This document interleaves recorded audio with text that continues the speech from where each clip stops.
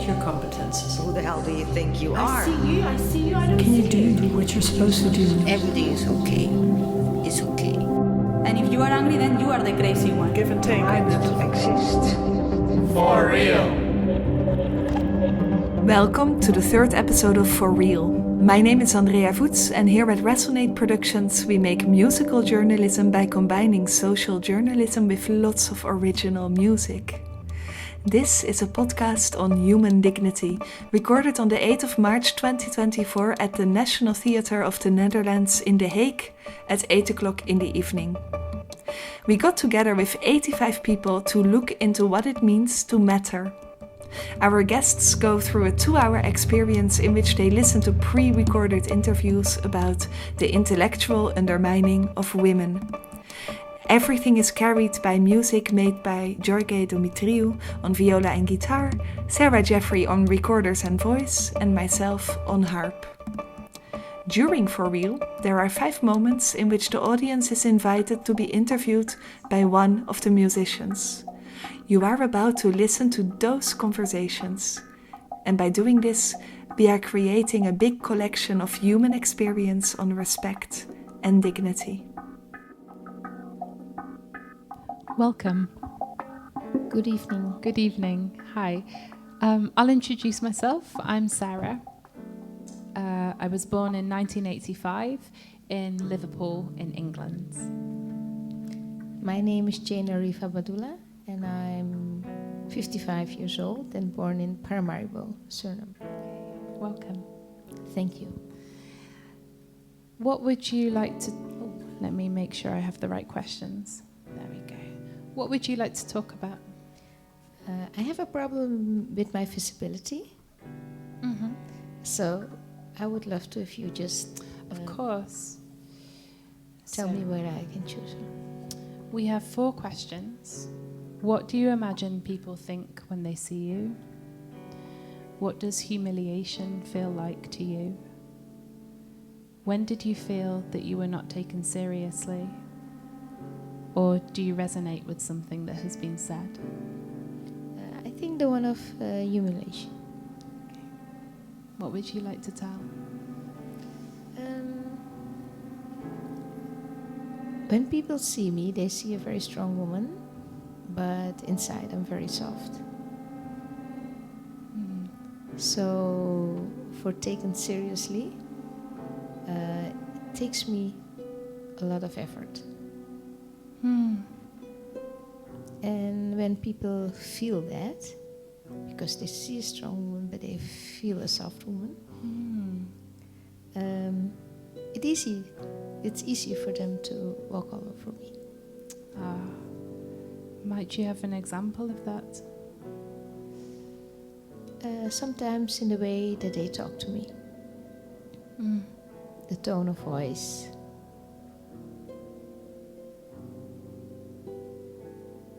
How does that make you feel? Actually, it makes me stronger. Stronger? Yes. How? Because at first I'm feeling hurt, and then I just go to my inner self and ask myself, is this how I want to feel like? And then I think this is just a lesson in life. And am I gonna cry or just, crawl into a shell? Or am I going to do something with it? And I choose the last. Oh, wow. In a positive way. Great. Wow. I will try to do that too. I suppose as humans, sometimes it works and sometimes it doesn't, but that's a really powerful way of looking at it. Yes, of course you shed a tear and then you think, am I going into this thing the negative way or the positive way? And then I just choose to do 2 positive steps. 2 positive steps. Yes. That's great. Thank you so much for sharing. And thank you very much for asking the question. You're welcome. Thank you. I'm going to hand the mic over to our next person now.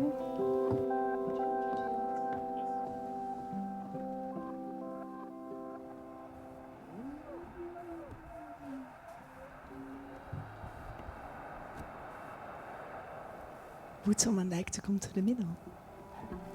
Yeah, I thought I heard something in the back. You're so many, we have to listen where we hear movement. Hi. Hi.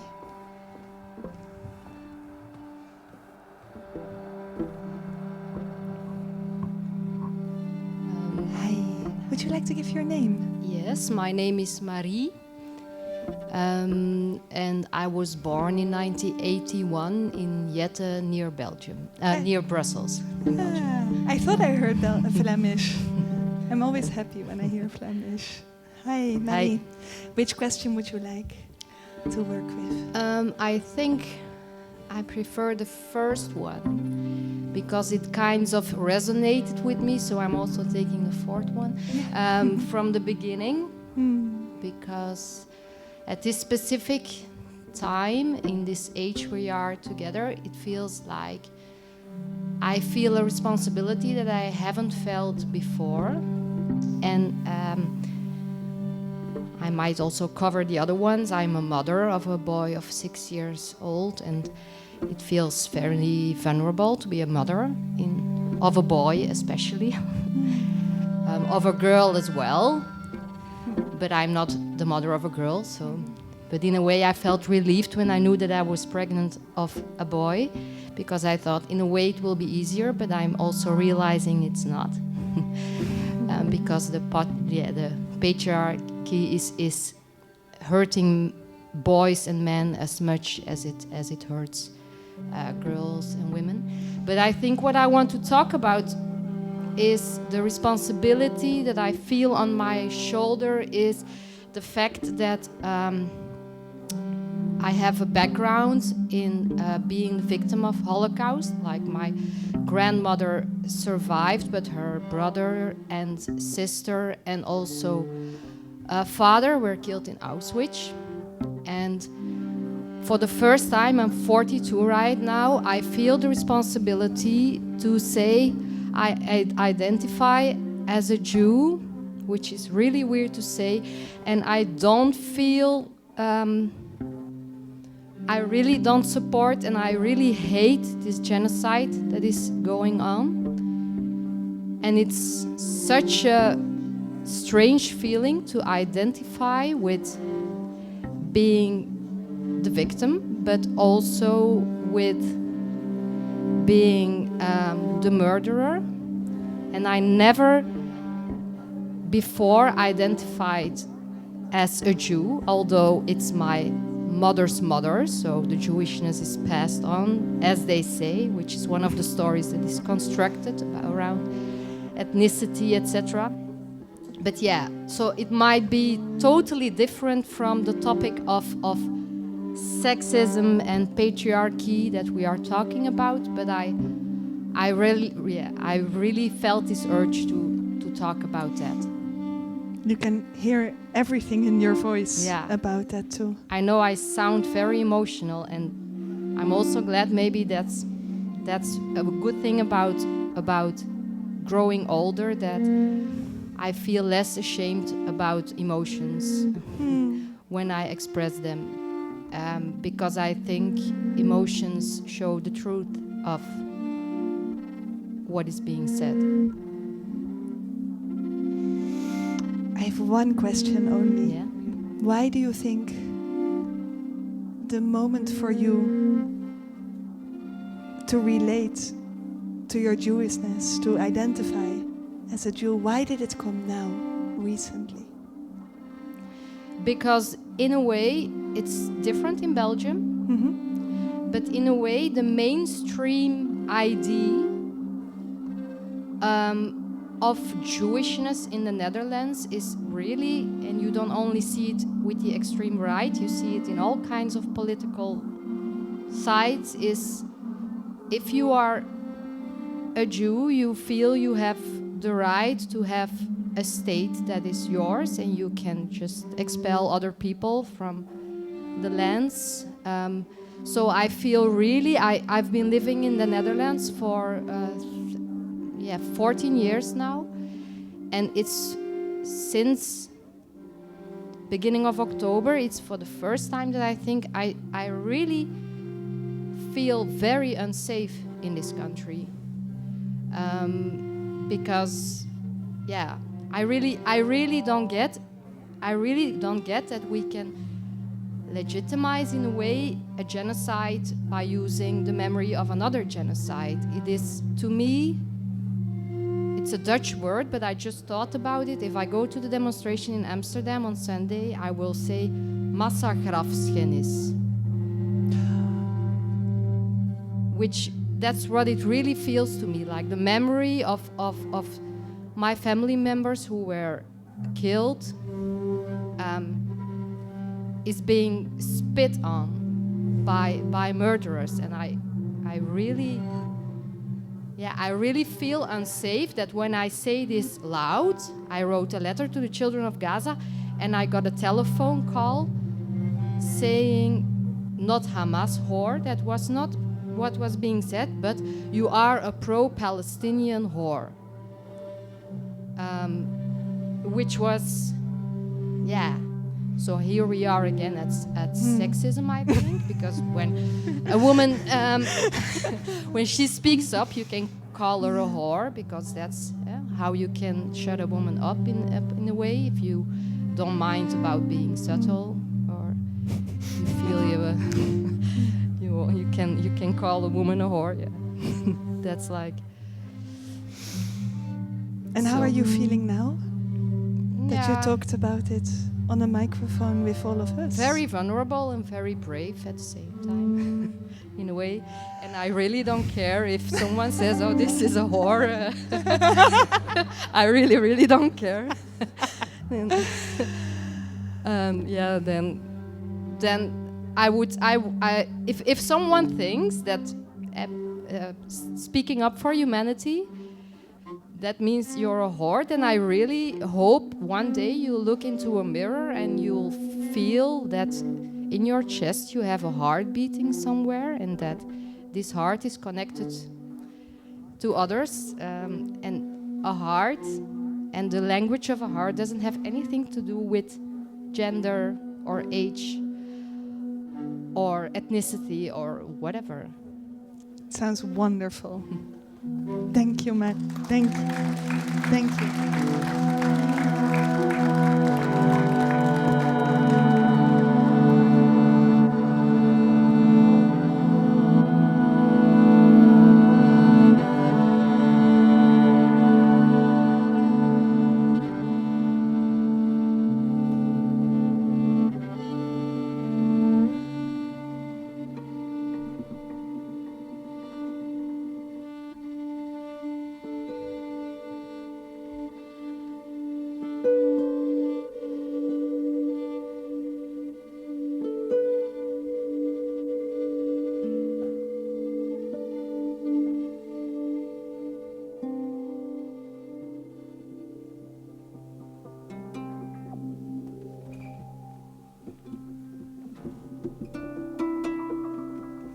Hello.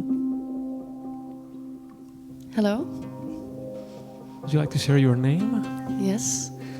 My name is Anna. I'm 22 and I'm from Friesland. Friesland, nice. Is there a question that you had in mind? Yes. I would like about whether I resonate with something that has been said. It was about structural sexism, and it's actually something that triggered something that I worked with 2 days ago, actually. I work as a youth coach, and we were doing a group session on values. And we had this case, and the case was about a girl, and she cheated on her boyfriend, and she asked her mother for help, like what to do now. And her mother didn't say anything. She was like, I'm minding my own business. And she went and told her boyfriend that she cheated on him, and the information that was left was that the mother knew that the boyfriend had cheated on her before, but she didn't tell her. And then the exercise was to make a list of who you think in this situation is the most guilty, from 1 to 3. So was it the mother that didn't tell her that the boyfriend cheated? Was it the girl that cheated but told him? Or was it the boy? And Sorry, just to make sure I got it right. So the mother knew that... the boyfriend had cheated before on her. Okay. But she didn't know that. And almost everyone in the group said, obviously the girl has done the worst, because she's a whore. And that was what resonated with me, was they said, she's a whore, she cheated on him. And the mother came second, because she didn't help her daughter with telling her that her boyfriend had cheated previously, and the guy came third. And I sat there with my group. There were 20 people, and even the girls said, yeah, she's a whore. And I said, well, the guy cheated before and he never told her. What does that make him? And then they said, yeah, but she didn't know. She didn't know, so it didn't hurt her, right? He didn't hurt her. And I forgot about it because I slept badly that night, even because I was like, whoa, how can you legitimize that to yourself? I tried to think and think and think to come to the same conclusion, but I just couldn't, because I was like, but in what situation would anybody be worse? Like, because they told her, and I think that's very well. It represents what has been said, that you know, we don't even see the sexism ourselves. Even women, maybe even more, because all the women in the group said, yeah, she's a whore for what she's done. I guess my question is, why did the mother not tell her? That it was just a case, but the fact that they even chose her, the mother, that didn't tell her daughter, like, to be more guilty than the guy who cheated and never told her. To me, that's so crazy. And it's not something that I have an answer to myself, because I'm still very confused about it as well. But it came to mind, and I thought I would share this case because it demonstrates exactly what has been said to this day. Yeah. So it's a sad story, but it's a true story as well. Yeah. Thanks for sharing this with us. Thank you. Thank you.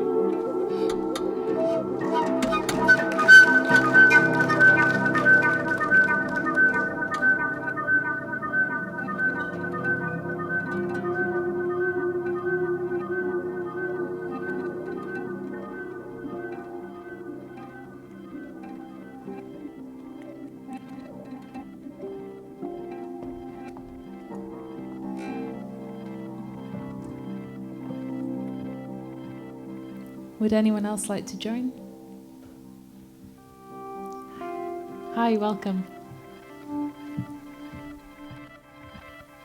Hi. Oh. Would you like to introduce yourself? Yes, my name is Aisha. I'm born in I always say that's the wrong way around, 96. Yes. Mm-hmm. And I'm from Amsterdam. Okay, welcome. Thank you. These are our questions. Yes, I was talking to my roommate about what parts of yourself do you feel you have to hide. I was talking to my roommate today about shaving. I hear laughter, so probably people recognize it. I haven't. Yeah. So I haven't been shaving for 2 years now, but every time when the sun comes, and I'm aware that like short pants are gonna come soon, I get so nervous, and I really want to shave it. And what's also interesting, I don't think it's ugly with myself. I like it actually. With my friends, I really don't feel ashamed at all. I don't even notice. But it's just random men on the street that I feel that I have to shave for them. Those eyes are just making me so nervous that I most of the time decide to or wear long trousers or to shave it. Which makes me really annoyed with myself, because I think like, no, those are not the people to shave for. Obviously, I really don't agree with myself, but I just feel the guilt, or not the guilt, the shame. Yeah, I felt the same. And can I ask, have you ever had anyone comment, or it's more in your own thoughts? No, I don't think I had, not like specifically to me. I do have one moment in mind in which a friend of mine, just a random kind of faraway friend, man, said, yeah, no, I like women more when they shave. Which is kind of innocent, but still it's like, that's here. And so much self-criticism going on. Yeah. I wonder if we decide to do what we want and not to shave, that might, if that's what someone wants, it might make a difference for someone else. To share one really short thing, growing up in the 90s, I never saw any woman with unshaved legs. I thought that's what legs were like naturally. Yeah. So as a teenager, I didn't go swimming because I didn't want to see the world to see my inhuman legs. Yeah. So, or your male legs. Yeah. Yeah. I really thought that there was something wrong. So maybe if one of us walks around with unshaved legs, because that's just, it's Tuesday and whatever. Maybe there'll be some like 14-year-old girl who's like, those are the people to do it for. Gonna do it for her. Thanks. Thank you.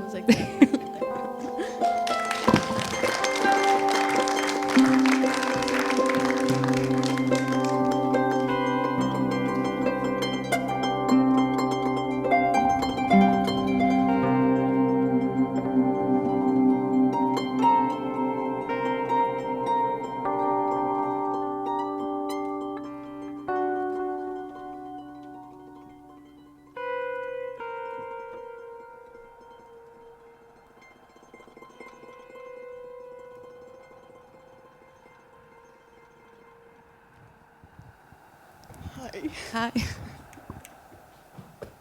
Would you like to introduce yourself? Yes. My name is Ilene. I was born in 1988, and I'm from Hengelo. Nice. I'm Ximena. I'm from Mexico City, and I was born in 2003. Do you have one of the questions you would like to answer? Yeah, I wanted to answer do you resonate with something that has been said? I think it's kind of scary how much of the stuff has been resonating. Me and my friend have been laughing a lot because it's like, it's funny because it's true. And what resonated with me was earlier, it said, but we're equal here, right? And it reminds me of conversations I had with male friends. And when they have asked me, like, is there sexism? Is there such a thing? And then I'm kind of on the stage and I have to explain if there's sexism for every woman. And I always find this very difficult because I often notice that I have to really sell it. And also that I don't want to exaggerate anything because I come from enormous privilege. So when I name examples, I noticed the guys will often say things like, oh, but the guy probably didn't mean it that way. So I try to explain it, and then they'll come with different arguments. And I noticed that I was nervous sitting here and listening to the stories because I saw males and females sitting here, and I was nervous that people would think, oh, that's too much, that's too exaggerated. They're just making big deal out of this, and it's not such a big deal. So I felt a lot of emotions feeling that, yeah. Thank you for sharing. And yeah, what question do you resonate with? Yeah, oh my gosh. I'm not very used to like sharing my emotions, especially in such a big room with so many people. So yeah, this is also new for me, but I feel very comfortable talking to you, so I'm gonna regret this later, but that's okay. I would like to answer the first question. Oh, wow. Yeah, I'm shaking. You want some water? Maybe, yeah. Also, because my mom is here tonight, so Jesus Christ. Thank you. Yeah. Actually, I'd like to rephrase the question and say what I would like to say to my parents. They're both here. As an only child, I feel a lot of pressure. Both my parents came from almost nothing. They're both self-made, which is amazing. I feel a lot of pressure to live up to their expectations, which is extremely scary. I'm terrified of being a disappointment to them, of ever having them feel embarrassed about me, about something that I could have done or could have said. And this pressure affects me even to a visceral level right now. I'm shaking, my heart is beating like crazy. I would just like to first apologize to my mom. When I was a child, I used to have the stupidest thoughts whenever I went to school and everyone's mom was working, had a company or whatever, and then they would ask me, oh, what does your mom do? And I would say, oh, my mom is a stay-at-home mom, you know? And it sounds horrible to say it, but part of me was embarrassed about that because I thought, why can't my mom also have a job? Why can't she also go to the office, you know? And then once I realized when I got older that my mom made a sacrifice for me, and that to me is the most noble thing you can do. So I grew up, and that also resonated with me throughout the show, is the fear that maybe my mom had career dreams that I messed up for her, you know, and that is a guilt that I'll have to have for the rest of my life. And I think many children have that. I mean, your parents give up their life for you, you know. So yeah, I'm just super thankful for what my parents have done for me, and if it weren't for them, I wouldn't even be here today. And I just hope that, yeah, they're proud of me. Yeah. Sure they are. Sorry. Have you ever said this to them before? No. Well, it's the first. I feel like you need to go to your parents and give them a hug. Yeah. Thank you.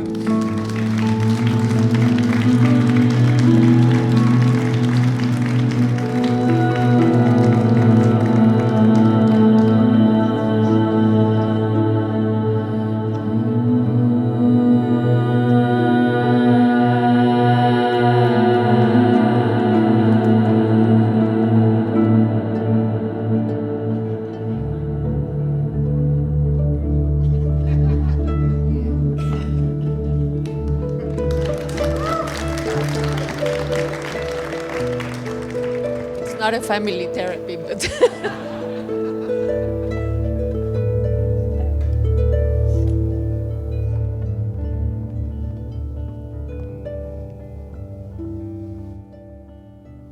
Hi. Hi, good evening. What's your name? My name is Cynthia, and I'm coming from Mexico. I was born and raised in Mexico City. And, well, I have been living in different countries, and now I'm living in the Netherlands. I have been here for 6 years now.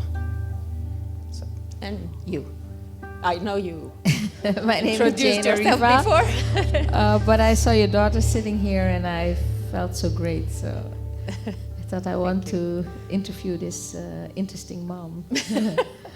Thank you. But first of all, I didn't sacrifice anything. It was a choice. And for me, being a mom, I wasn't born to be a mom. I never wanted to have kids until I got married. And actually, my husband was saying, we want kids, and I didn't want.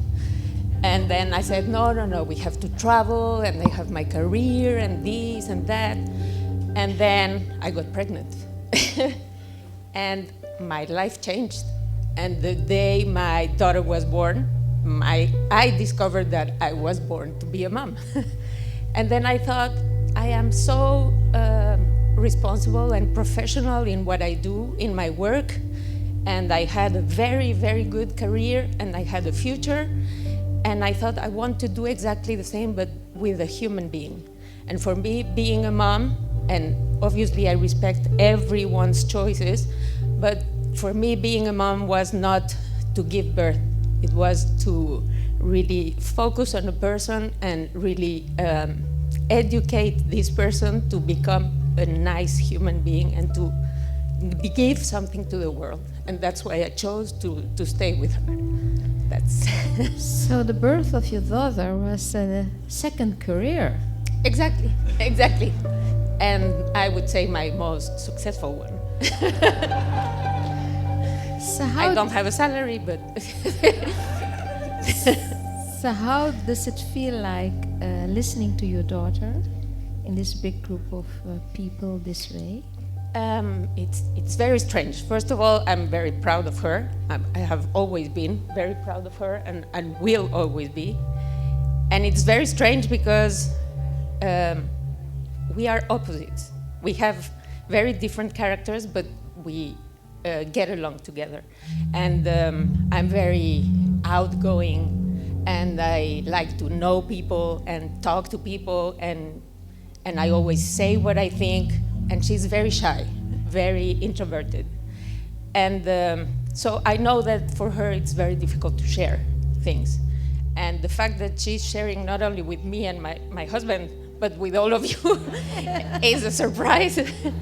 But I'm very, very proud of her, very. So, listening to your daughter,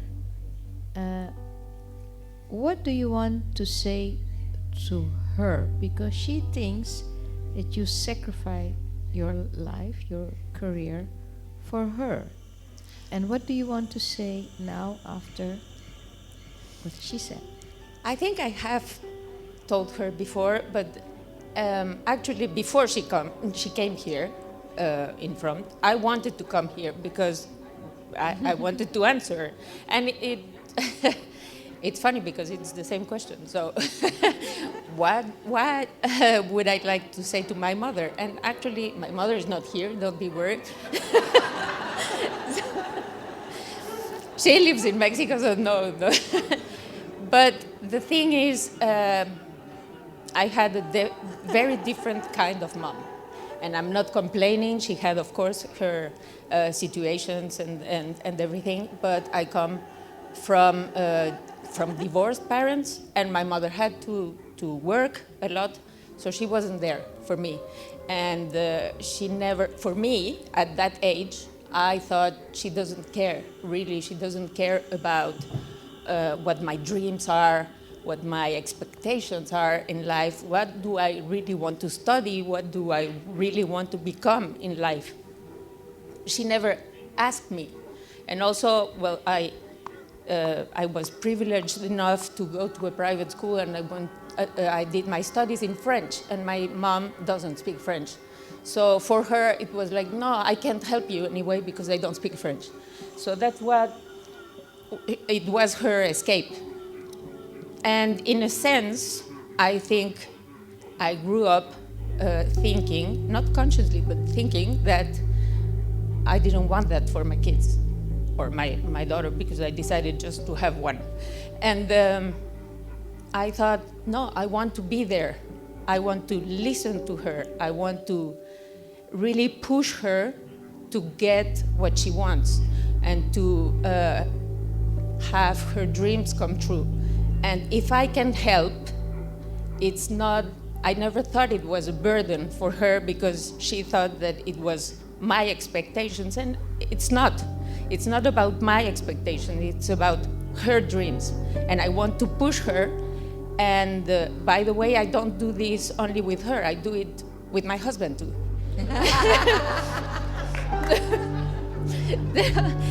I think that, and in a sense, it resonates with other things that people have been sharing here. I think that in the end, we believe what we want to believe, and it's clear that we are not treated equally as women, but it's also, in a sense, and I don't want to be misinterpreted, oh my God, Understand. this, yes, Understood, misunderstood. But I think it's kind of our fault too. And if people say you are less and you believe you are less, then you repeat a pattern and then people believe it. And for me, being a housewife is not less than being the super powerful woman in the world. Of course, I would love to be this, but I'm also loving to be the loving wife, the loving mom, and being behind my husband because I have been pushing him to get more successes in his work. And I'm lucky enough to have a husband who says, we are partners. You are not at our service. And I'm not working, this is our salary. He has always been saying this.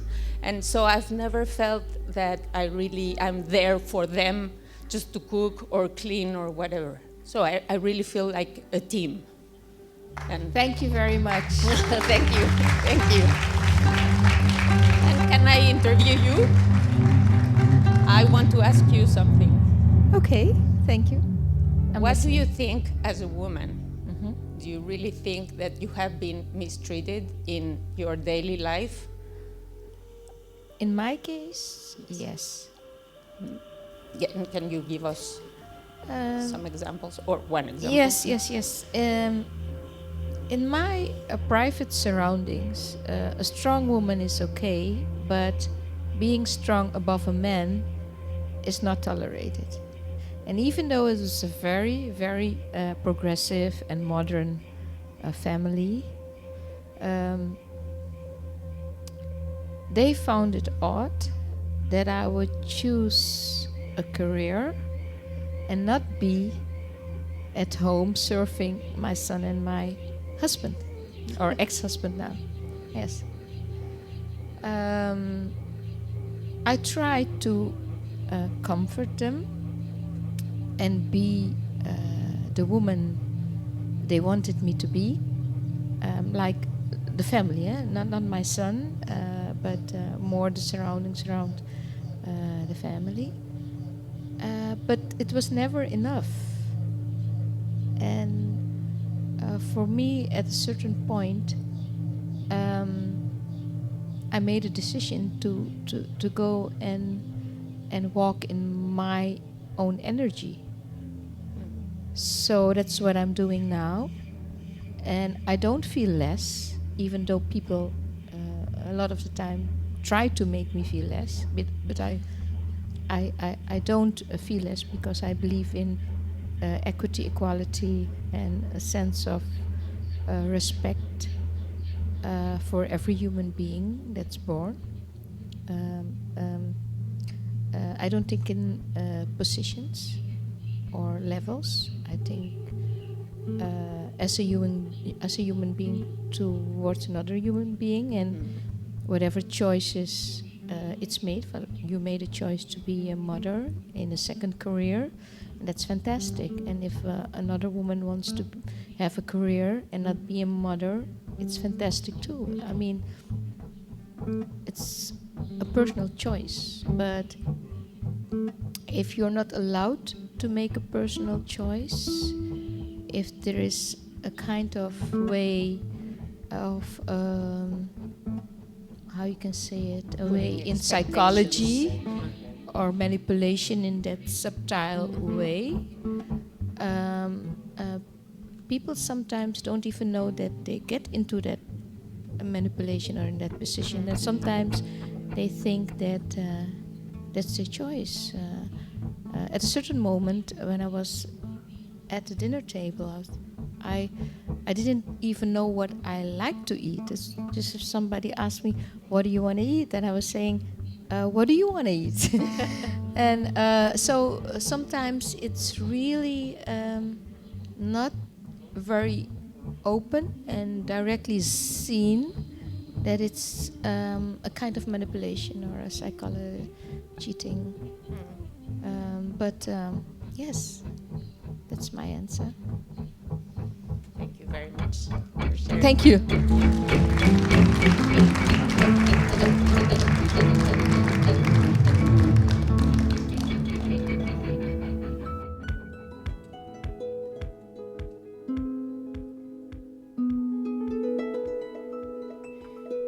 We're recording for the final time.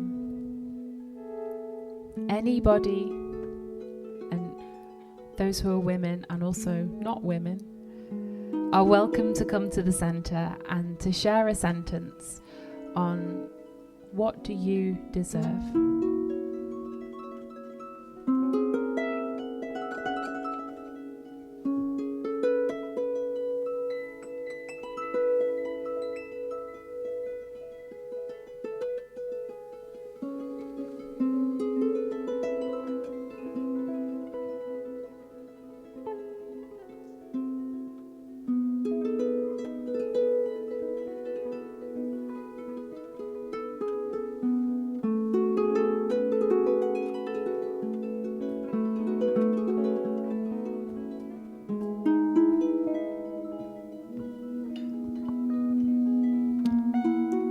Take myself seriously and to validate my own feelings, whether other people do or don't.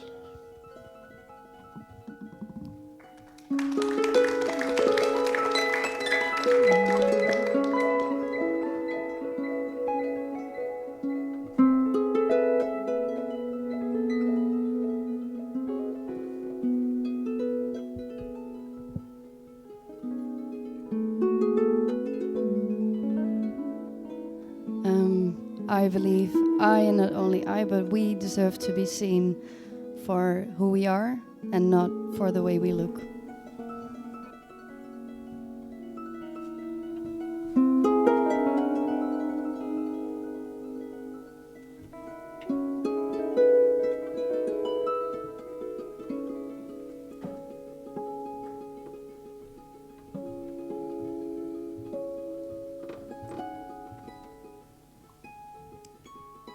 I think we are spiritual beings in a human experience, and I think we deserve anything that we can come up with. If it comes to our minds, it's ours to take. We shouldn't be asking permission so much. We should be living our own life and not let anybody else dictate what they feel in their lesser appreciation of what can be that you deserve. If you can come up with it, it's yours to take.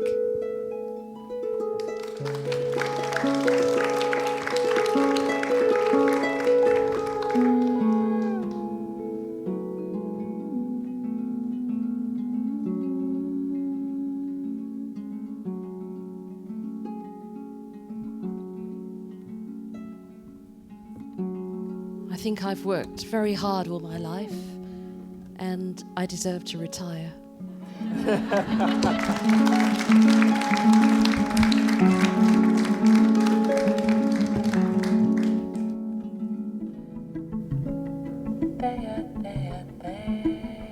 My name is Jens. I was born in 1969 in The Hague, actually here. I think we deserve better men. We deserve to redefine masculinity so that men can become part of the solution instead of remaining part of the problem.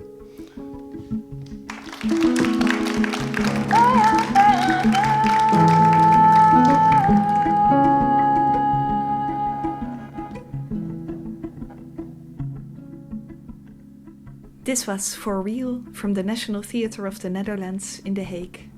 We are Resonate Productions, and you can find us on Instagram at resonate.productions or on facebook.com/musicaljournalism. See you next time.